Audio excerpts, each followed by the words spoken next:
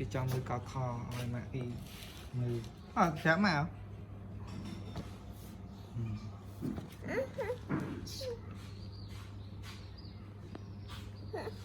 cái chạm đây mẹ kia cho nhỉ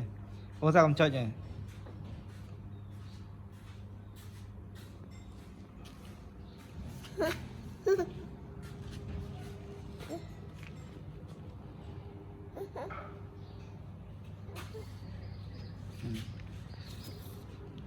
cho này việc cho đun ai rồi đây mẹ bị cho rồi chào chào 20 chờ này con cho chất 10 kì choi kì